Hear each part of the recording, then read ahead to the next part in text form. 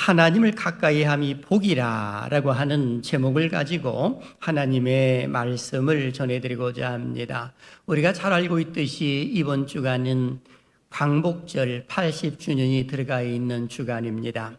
하나님께서 우리나라를 사랑하셔서 빼앗겼던 주권을 다시 찾도록 하셨습니다. 일본은 총과 칼로 우리를 진압했습니다마는 우리는 끝까지 평화적으로 저들에게 민족의 독립을 호소한 그런 모습이었습니다. 이 일로 희생된 애국자들이 참으로 많았지요. 유관순, 안창호, 안중근, 윤봉길, 그 외에 수없이 많은 분들의 그 희생과 죽음으로 인하여서 오늘날 대한민국이 설립되었다라고 볼 수가 있을 듯합니다. 돌이켜보게 되면 독립운동을 했던 사람들 대부분이 기독교인들이었다는 그 사실을 우리는 또한 잘 알고 있습니다. 그 당시 대표적인 독립운동가 33인 중에 목사는 11명, 전도사가 3명, 장로가 1명, 평교인이 1명 정도가 되었습니다. 그 정도로 많은 기독교인들이 이 나라의 독립을 위해서 기도를 했고, 그리고 앞장서서 또 외치는 그런 모습이 일어났었습니다. 일본에 의해서 강점당하고 약 35년이란 긴 기간, 1910년 8월 29일부터 시작을 해서 1945년 8월 15일까지 우리나라는 많은 고통을 당했습니다. 주권도 잃어버렸고 내 것을 내 것으로 여기지 못하는 그런 모습들이 일어났었습니다. 그러한 중에서도 우리 기독교인들은 하나님께 자유와 독립을 달라고 간절히 기도를 한 그런 모습이 일어났던 것 아니겠습니까? 그 결과 우리의 힘이 아닌 미국을 비롯한 주변의 여러 강대국의 힘을 빌려서 우리는 광복을 맞이할 수 있었던 것입니다. 광복이라고 말했을 때 문자 그대로 빛광자, 회복할 복자를 쓰지요. 빼앗긴 주권을 도로 찾음이라고 하는 의미로 국권을 되찾았다라고 표현할 수가 있습니다. 그리고 해방이라고 하는 의미도 쓰고 있는데 구속이나 억압, 부담 따위에서 벗어나게 된 것을 가리켜서 해방이라고도 말하고 있는 겁니다. 즉 1945년 8월 15일 우리나라가 일본의 강점에서 벗어난 것을 가리켜 말하고 있는 겁니다. 일제강점기를 거쳐서 해방된 우리나라는 1950년대에 또 6월 25일 전쟁으로 인하여 경제 사정이 말할 수 없을 정도로 어려웠습니다. 식량과 생활 필수품이 절대적으로 부족하였고 미국을 비롯한 여러 나라의 원조를 받아야만이 이 연명하는 그런 모습들이 일어났고요. 국민 대다수가 굶주림에 허덕이는 그런 모습이었습니다. 한국 전쟁 직후에 1953년 우리나라는 1인당 국민 총소득이 67달러에 불과했습니다. 세계적으로 10인국으로 볼펜 한 자를도 만들지 못하는 가난한 국가였다라고 볼 수가 있을 듯합니다. 제가 그 당시에도 많이 어려웠기 때문에 저는 이 국민학교, 오늘날 초등학교 아니겠습니까? 이 학교에서 공부를 하다 보게 되면 이 운동장에 이 추록이 하나가 들어옵니다. 그러면 빵 냄새가 얼마나 구수한지 이 운동장에 그 차가 들어오면 이 교실까지 빵 냄새가 울려 퍼지는 저는 그 모습을 지금도 잊지를 못합니다. 그 빵 이것만한 거 하나를 주면서 또 우유도 주는 그런 모습 속에서의 그것을 먹고 자라난 그런 모습 아니겠습니까? 그런데 오늘날은 너무나도 잘 살고 잘 먹다 보니까 빵을 먹어서는 안 된다 해서 당이 높은 그런 사람들도 한두 명이 아닌 것을 보게 됩니다. 그래서 우리나라는 2021년 기준 명목 GDP 1조 8,109억 달러로 12경제 대국이었습니다. 얼마 전에 기록을 보니까 순위가 떨어져서 이제 13위를 기록했다고 하는 것을 본 바가 있습니다. 이렇게 우리나라가 하나님의 은혜로 잘 살게 되었다는 그 사실 우리는 결코 잊어서는 안 되는 겁니다. 그래서 모든 것이 다 하나님의 은혜인 것을 안다고 한다면 이제 이 나라 이 민족이 잘 살고 잘 되어가고 있는 그 모습 가운데서 우리 기독교인들이 가져야 할 자세가 뭐냐라고 하는 것입니다. 바로 그것은 하나님을 가까이 해야 복을 받는다라고 하는 것입니다. 하나님을 등지고는 결코 잘 될 수가 없다는 그 사실을 우리는 잘 알고 있어야 하는 것입니다. 이것이 기독교인들의 자세라고 말할 수가 있습니다. 바로 오늘 말씀 속에서도 시인이 신앙 고백과 같은 모습을 이야기해 주고 있는데, 그것은 하나님을 가까이 하는 것이 복이라고 선포하는 그런 모습이 기록되어 있습니다.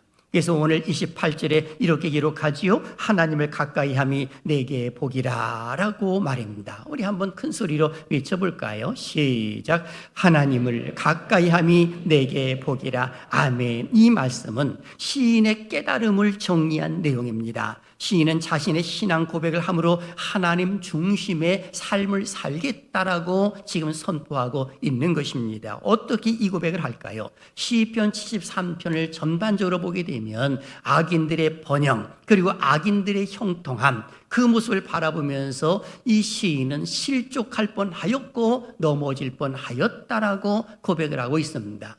의로운 자들은 잘 되지 아니한 것 같고 오히려 악인들이 형통하고 잘 되고 번성해 가고 있는 그 모습을 보면서, 그리고 이것이 어떻게 된 것인가 하면서 자기 자신도 실족하여 넘어질 뻔하였다라고 고백을 합니다. 그러는 가운데 성소에 들어가서 하나님 말씀을 읽습니다. 그리고 하나님 앞에 기도를 합니다. 그 순간 하나님께서 깨달음을 주셨는데 악인의 종말이 어떠한 것인가를, 그 사실을 하나님이 알려주셨고, 깨닫는 그 순간 속에 이 세상에서 삶을 사는 것 중에 가장 큰 복이 뭐냐라고 하는 것을 알려준 겁니다. 그것은 하나님을 가까이 함이 내게 복이다 라고 이렇게 선포를 하고 있는 것입니다.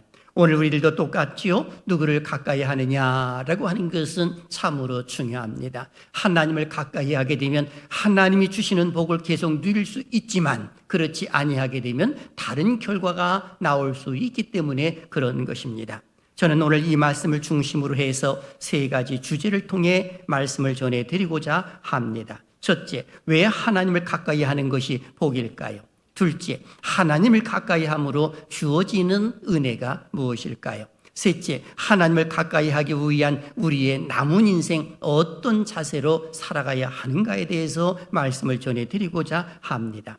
세상에 살면서 누구를 가까이 하느냐 하는 것은 참으로 중요한 것입니다. 훌륭한 스승을 가까이 하게 되면 그 스승이 자기가 가지고 있는 그 모든 것들을 제자에게 전수함으로 인하여서 자기 자리를 띄워주는 그런 모습들도 있는 것 아니겠습니까? 훌륭한 음악가와 함께하게 되면 그분으로부터의 사사를 받습니다. 그러다 보니까 훌륭한 또 음악가가 되는 그런 모습들이 있는 것 아니겠습니까? 마치 하나님을 가까이 하게 되면 그 하나님은 우주 만물을 다스리시고 통치하신 그 하나님이시기 때문에 그 하나님은 가까이 하는 자 절대로 외면치 아니하시고 은혜를 베풀어 주시더라라고 하는 겁니다. 그런 거로 한 나라를 이끌어가는 지도자나 아니면 어느 한 단체의 공동체에 이 지도자급 있는 사람들은 누구를 가까이 해야 되는가라고 하는 것을 영적으로 알아야 합니다. 하나님을 가까이 하지 아니하게 되면 하나님이 이가봇될 가능성이 있기 때문에 더더욱이 그러하다라고 하는 것입니다.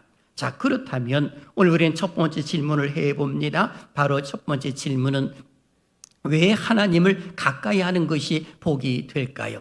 그 이유에 대해서 말씀하고 있는데 세 가지를 정리할 수가 있을 듯 합니다. 첫째, 주를 멀리하면 망하기 때문입니다. 오늘 27절 이렇게 기록을 하지요. 다 같이요. 시작. 무릇 주를 멀리하는 자는 망하리니 음녀같이 주를 떠난 자를 주께서 다 멸하셨나이다. 아멘. 오늘 여기 기록된 것을 보게 되면 주를 멀리하는 자라고 이렇게 기록이 되어 있습니다. 멀리한다라고 했을 때 그 원어적인 의미를 본다면 의도적으로 하나님을 떠나는 것을 가리켜 말하고 있는 겁니다. 의도적이라고 하는 것은 내 환경이 이 하나님을 가까이 할 수 있는 환경이 됨에도 불구하고 의도적으로 이 핑계를 대고 멀리 나가는 것을 가리켜 말하는 것입니다. 이런 자는 어떤 모습이냐? 망하리니라고 성경은 기록이 되어 있습니다. 그것도 음녀같이 주를 떠난 자라고 표현해주고 있습니다. 여기 음녀라고 표현했을 때는 성적인 타락보다는 오히려 우상 숭배하는 그런 모습을 가리켜 말합니다. 당시에는 우상 숭배하는 자들 가리켜서 음녀라고 표현했거든요. 그러니까 그런 음녀같이 음녀같이 주를 떠난 자. 그러면 하나님을 멀리하게 되면 내가 또 다른 것을 믿고 의지하는 경우가 많은 겁니다. 어떤 경우는 내 권력을 의지하고, 어떤 경우는 돈을 의지하고, 어떤 경우는 우상을 만들어서 섬기는 그런 모습들 있는 것 아니겠습니까? 이것이 다 음녀 같은 모습이다라고 말할 수가 있는 겁니다. 그런 거로 주를 멀리하는 자는 망하리니 음녀같이 주를 떠난 자를 주께서 다 멸하셨나이다 라고 이렇게 성경은 기록을 해놓고 있는 겁니다. 하나님을 저버리는 변절자의 모습도 여기에 다 포함된다라고 말할 수가 있는 겁니다. 그리고 두 번째는 주님이 나의 피난처가 되기 때문에 바로 하나님을 가까이 하는 것이 복이다라고 말하고 있습니다. 28절요. 시작. 하나님께 가까이 함이 내게 복이라. 내가 주 여호와를 나의 피난처로 삼아 주의 모든 행적을 전파하리이다. 아멘. 이 구절을 보게 되면 하나님에 대한 표현을 세 가지로 기록을 해놓고 있습니다. 첫 번째는 하나님 엘로힘을 썼고요. 그리고 여호와라고 하는 예후와라고 하는 표현으로 두 번째 썼고요. 그리고 세 번째는 주라고 하는 아도나이를 쓴 것을 보게 됩니다. 그런데 이것을 쓸 때에는 각각 다른 의미가 포함되어 있습니다. 엘로힘 하나님이라고 썼을 때는 우주 만물을 창조하시고 다스리시고 통치하시는 그 하나님의 주권을 인정을 할 때는 엘로힘이라고 하는 표현을 쓰고, 그리고 여호와라고 하는 표현을 썼을 때는 하나님과의 그 언약의 백성들을 일컬어 말했을 때는 여호와라는 표현을 씁니다. 아도나이라고 표현했을 때는 바로 하나님의 주권, 주라고 했을 때에 그 주권을 인정하듯이 나는 종이요 그리고 우리 하나님은 주인이라고 하는 의미 속에서의 아도나이를 쓰는 것이거든요. 그렇다면 시인은 왜 이 표현을 썼을까요? 바로 하나님께 가까이 하는 것이 내게 복인데,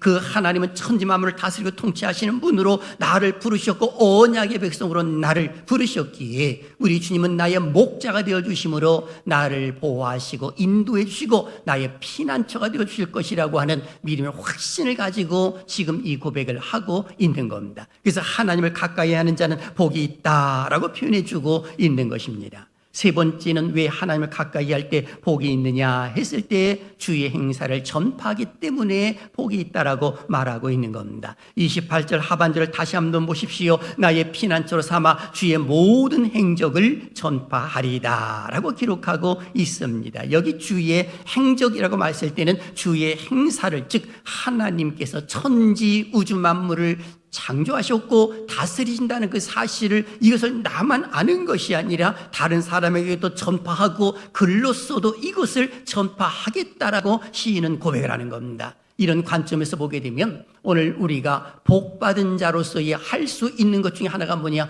복음 전파라고 하는 겁니다. 그래서 복음을 전하는 사람들은 바로 복받은 사람들이 행할 수 있는 행동이라고도 이렇게 표현을 할 수가 있는 것입니다. 그래서 그 하나님은 이 세상의 모든 것들을 지배하시고 다스리시고 통치하시는 하나님, 그 하나님이기에 내가 이것을 전파하겠다라고 고백을 하고 있는 겁니다. 그렇습니다. 시인은 하나님을 가까이 하는 것이 복임을 말씀하지요. 무엇보다도 시편 73편은 아삽의 시로서의 그 아삽은 이 찬양대의 지휘자였습니다. 그러다 보니까 하나님을 믿는 믿음의 신앙을 가지고 있으면서, 그리고 악인이 잘 되고 있는 그 모습을 보면서 나도 잘못하면 실족하여 넘어질 뻔하였지만 하나님 앞에 다가서 기도함으로 인하여 말씀 속에서 깨닫는 것이 있었는데 하나님을 가까이 하지 아니하면 망한다라는 그 사실을 알려주고 있는 겁니다. 그래서 하나님을 가까이 하는 것이 복이라고 표현한 것이거든요. 이유는 주를 멀리하면 망하기 때문이요, 주님은 나의 피난처가 되기 때문이요, 더 나아가서는 주의 행사를 전파하기 때문에 하나님을 가까이 하는 자가 복이 있다라고 이렇게 말씀하고 있는 것입니다.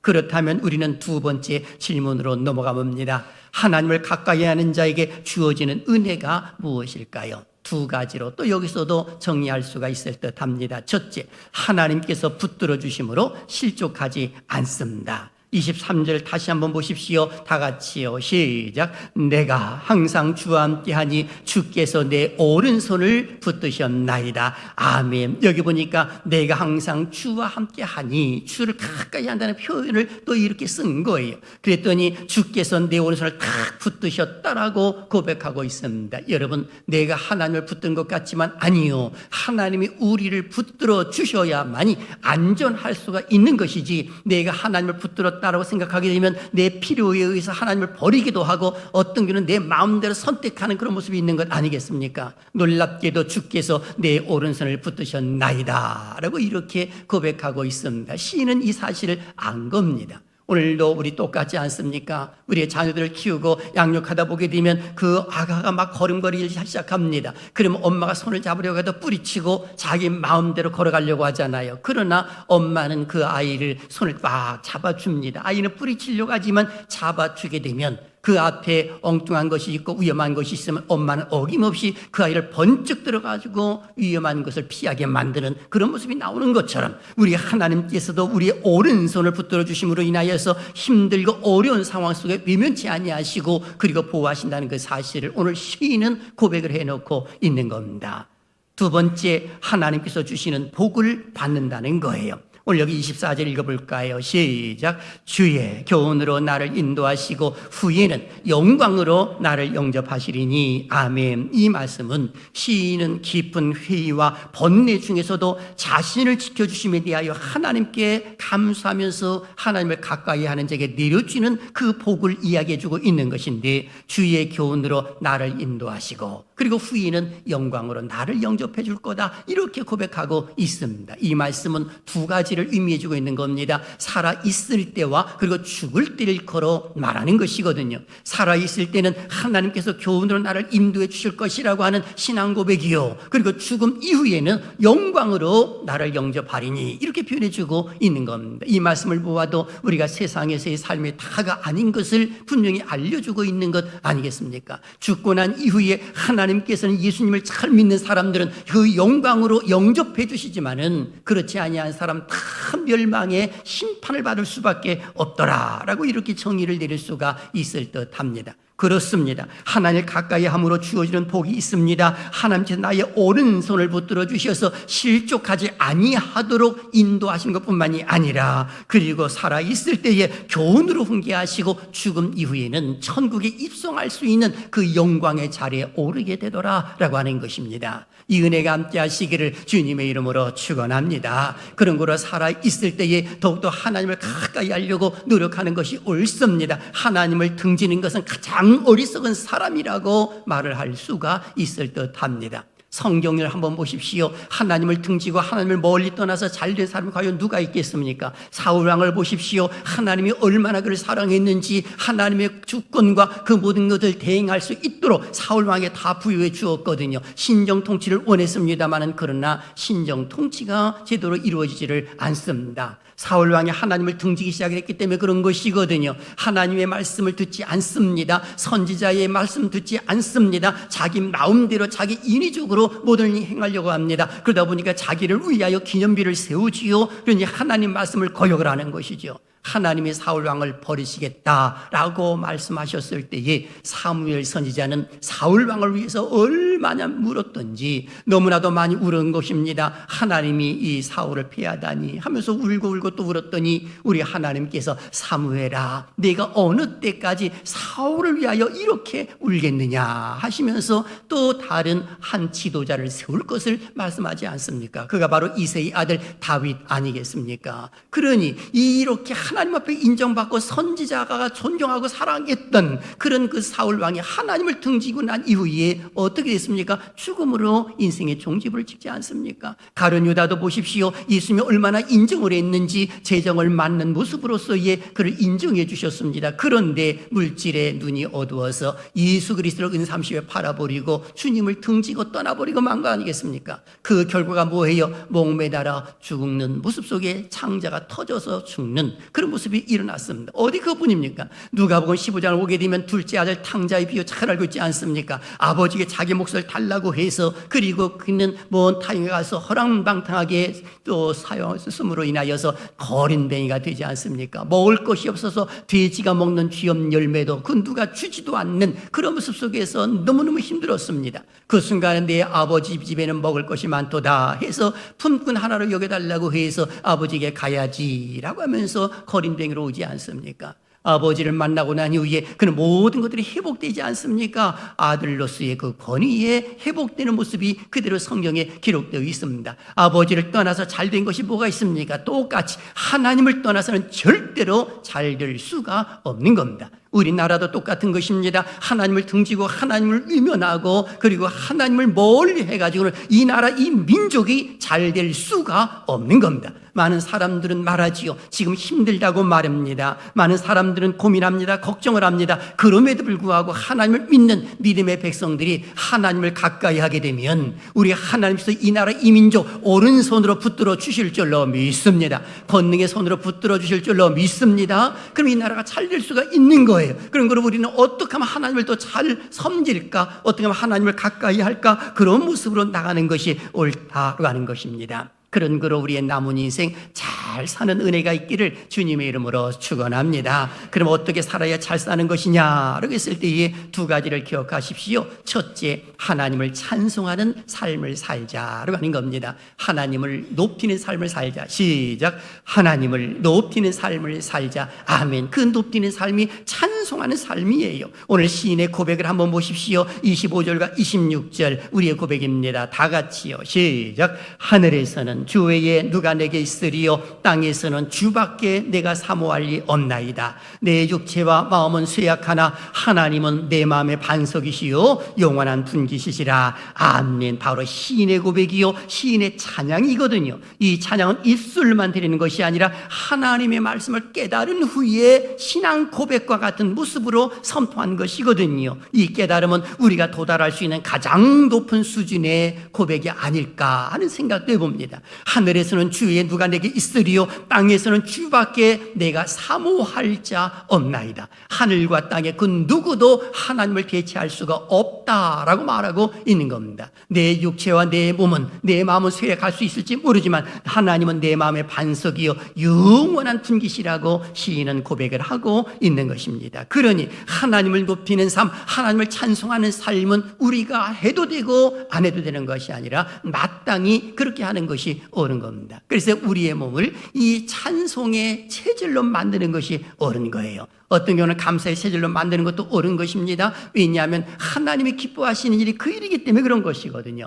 여러분 잘 알고 있지 않습니까? 술 좋아하는 사람들은 술을 먹지 않으면 안 된다라고 말합니다. 술에 인 맞아서 그런 것이거든요. 담배를 태우신 분들은 담배 인이 맞음으로 인하여 담배 냄새가 구수하다라고 말합니다. 여러분 우리의 몸도 커피를 많이 마시는 분들은 그 커피에 인을 맞아가지고 커피를 마시지 아니하고는 견딜 수 없는 그런 모습도 있다고 하지 않습니까? 그러니 우리의 몸을 만들기 나름이거든요. 체질화시키기 마련인 것입니다. 만들기 마련이 똑같이 만들기 마련이거든요. 그런 거로 우리의 몸을 하나님이 기뻐하시는 모습으로 자꾸 체질화시키게 되면, 즉 찬송하는 삶을 살려고 노력하다 보게 되면 하나님이 기뻐하시는 모습이 일어나더라라고 하는 겁니다. 그래서 다윗도 어떻게든지 간에 하나님을 높이려고 노력을 했어요. 그래서 다윗은 왕이 되고 난 이후에 여러 가지 일들을 많이 하는 모습 가운데 가장 중요한 하나님을 찬송하는 삶, 그러기 위해서 그는 이 찬송하는 지도자를 세웠는데 아삽과 헤만과 여두둔을 세웠습니다. 찬양대 지휘자들이거든요.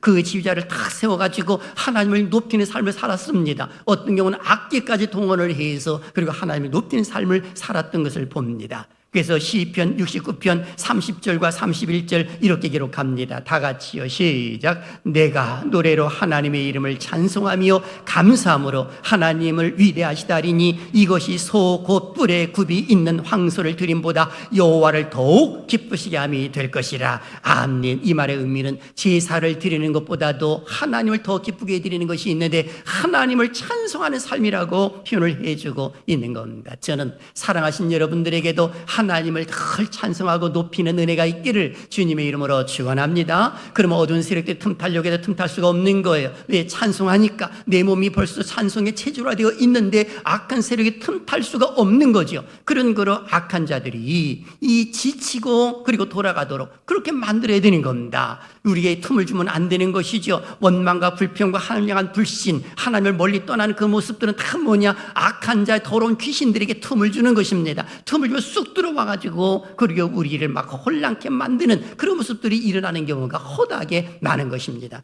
하지만 내 몸이 찬송하는 체질화 되어 있으면 마귀가 옆에서 계속해서 유혹을 하고 들어오려고 해도 들어올 수가 없는 겁니다. 그러다가 지쳐가지고 결국에는 도망가 버리는 그런 모습이 일어나는 겁니다. 그래서 찬송을 부르면 하나님의 기적의 역사가 일어나는 줄로 믿습니다. 그래서 아침에도 찬양, 점심에도 찬양, 저녁에도 찬양해야 될 줄로 믿습니다. 하나님을 높이는 것을 이렇게 말하는 것입니다. 성경에 이런 예가 있습니다. 역대하 20장을 보게 되면 여호사밧과 아람의 전쟁이 기록된 것을 봅니다. 모압 사람들과 암몬 사람들 그리고 마온 사람들이 함께 연합을 해서 그리고 여호사밧이 다스린 이스라엘을 쳐들어온 것입니다. 그런데 세 나라가 연합을 해서 쳐들어왔으니 여호사밧이 할 수 있는 일이 대체 뭐겠습니까? 너무나도 불안하고 두렵고 떠는 그런 모습이 있었습니다. 그래서 하나님 전에 나가서 간절히 기도합니다. 오늘날도 똑같지 않겠습니까? 우리나라가 참으로 자그마한 나라잖아요. 그런데 북한과 그리고 중국과 러시아가 연합을 해서 우리나라를 쳐들어온다고 한번 생각해 보십시오.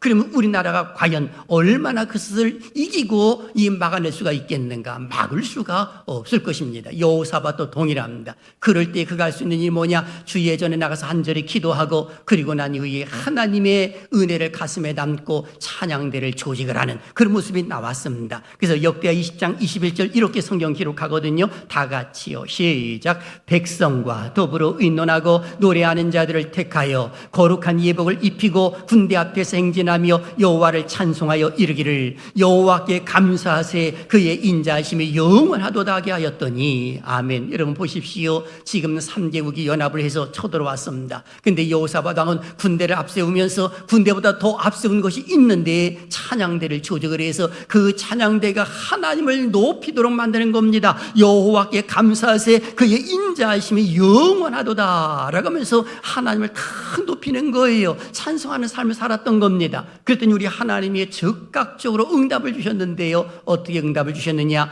역대하 20장 22절 이렇게 기록이 되어 있습니다. 우리의 가정의 문제예요. 시작. 그 노래와 찬송이 시작될 때에 여호와께서 복병을 두어 유다를 치러 온 암몬 자손과 모압과 세일산 주민들을 치게 하심으로 그들이 패하였으니 아멘. 바로 하나님께서 찬송을 부르시는 순간에 복병을 탁 두어가지고 세 나라가 연합을 해서 쳐들어오는데 그들을 다 물리쳐 주셨더라 라고 성경은 기록하고 있습니다. 이 하나님이 누구의 하나님이요? 우리의 하나님, 나의 하나님이신 줄로 믿습니다. 그 하나님의 사랑하신 여러분들이 어떤 어려움이 있든지 간에 찬송 부름으로 인하여 어두운 세력들이 7길로 도망가는 역사가 있기를 주님의 이름으로 축원합니다. 그 하나님이 함께 하시면 될 줄로 믿습니다. 그래서 염려할 이유가 전혀 없는 것이죠. 그러니 우리는 감사 찬송 부르는 것이 무엇보다도 옳다라고 하는 겁니다. 안 된다라고 말하지 말고 잘 된다고 선포하십시오. 왜냐하면 내 몸이 있고 또한 영적인 존재인 것을 우리가 잘 알고 있지 않습니까? 내 몸을 지배하는 것은 영이거든요. 그런 거로 영으로서의 하나님을 찬송하고 그 다음에 선포하는 거예요.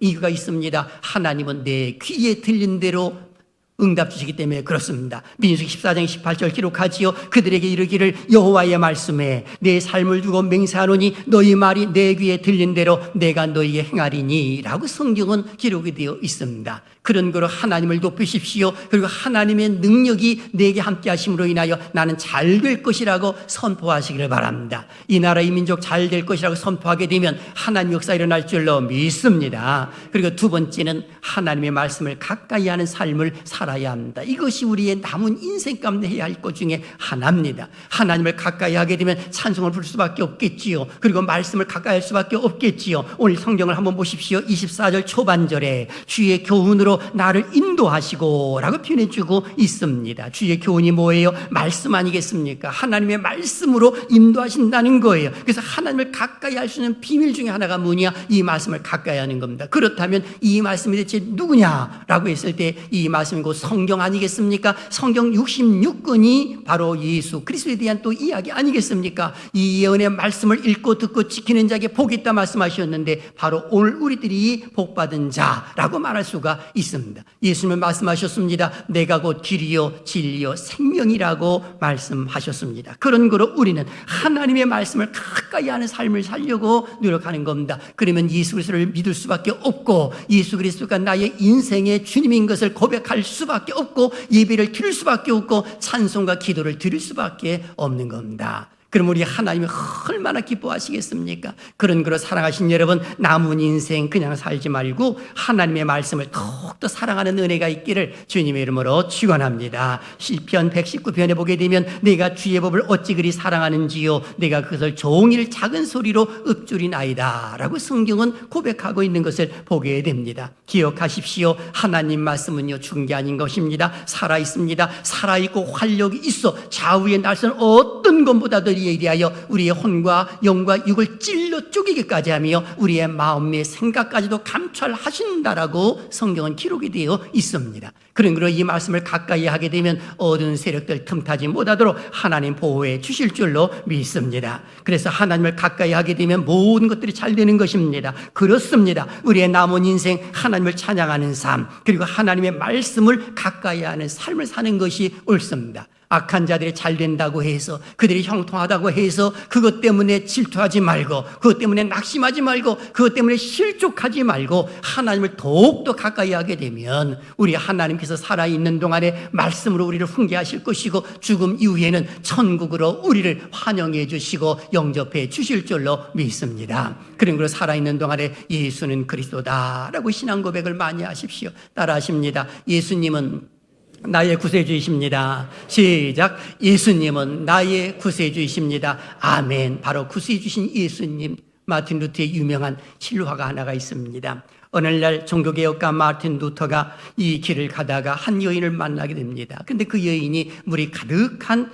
이 물동이를 지고 가는 것을 보았습니다. 그런데 그 물동이 속에 나뭇가지가 담겨 있었는데 이상하게 생각한 루터가 질문을 합니다. 아니, 물동이만 이고 가는 것도 힘든데 어떻게 거기다가 이 자그마한 이 막대기를 놓고 갑니까? 무겁지 않습니까? 라고 했더니 그 여인이 하는 말, 이 막대기를 놓지 않으면 걷다가 보면 물이 이리 흔들리고 저리 흔들려가지고 쏟아집니다. 그런데 여기 나와 있는 이 물동이를 거기다가 올려놓게 되면, 나뭇가지를 올려놓게 되면 이 물이 흐르지 않아가지고 안정적으로 그리고 걸어갈 수가 있습니다 라고 이렇게 이야기를 하대요. 그러니까 물동이에다가 나뭇가지 하나 딱 올려놓고 머리에 이고 가는 지혜가 그 여인에게 있었던 겁니다. 순간 마르틴 루터는 깨달았다는 겁니다. 종교개혁을 감행하는 그런 모습 가운데 이쪽에서도 반대, 저쪽에서도 죽이려고 하고 핍박이 오고 수많이 몰려오는 그런 모습 가운데 마음에 요동치고 그리고 산란한 그런 모습 가운데 잘못하면 실족할 뻔한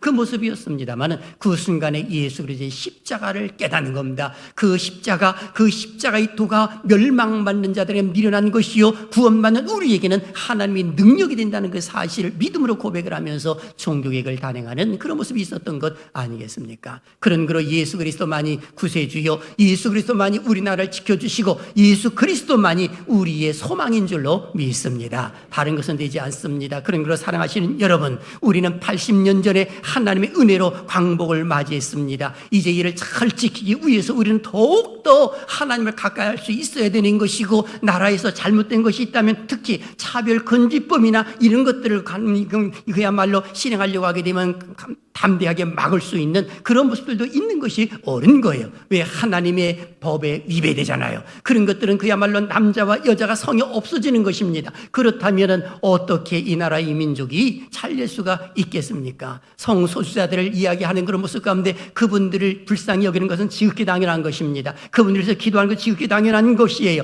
그럼에도 불구하고 이 나라 이 민족 하나님의 은혜 가운데서 광복을 맞이했는데 잘못된 길로 간다고 한다면 우리는 과감하게 그것을 반대할 수 있는 것도 옳다라고 말할 수가 있는 겁니다. 어디 그것뿐입니까? 영적으로도 우리가 빼앗긴 주권이 있고 또 하나님의 나라도 있을 줄 압니다. 하나님의 나라도 빼앗겼습니다. 내 가정에서 하나님의 나라도 빼앗기고 어떤 경우는 하나님의 자녀로서의 그 주권도 빼앗기는 그런 모습들도 일어나 있습니다. 그러다 보니까 여름이면 예전 같으면 기도원에 확 미어지고 기도하는 그런 모습이 있는데 이제는 세상의 향락에 빠져가지고 그 주권도 잃어버리고 하나님 나라의 주권도 잃어버리고 있는 시대가 오늘의 시대 아니겠습니까? 것입니다. 그런 거로 우리는 각성할 줄도 알아야 되고 그리고 스스로 점검해 볼 줄도 알아야 되는 것입니다. 내가 빼앗긴 것은 과연 무엇이었는가? 하나님이 나를 빼앗겼다고 한다면 그걸 되찾아야 할 것이고 그리고 주권을 빼앗겼다고 한다면 예수 그리스도의 이름으로 그 주권도 되찾아야 될 줄로 믿습니다. 우리 주님 말씀하십니다. 내 이름으로 무엇을 구하든지 내가 행하리니 라고 말씀하셨습니다. 예수 그리스도의 이름으로 승리하고 이 나라의 민족 잘 되는 은혜가 있기를 주님의 이름으로 축원합니다.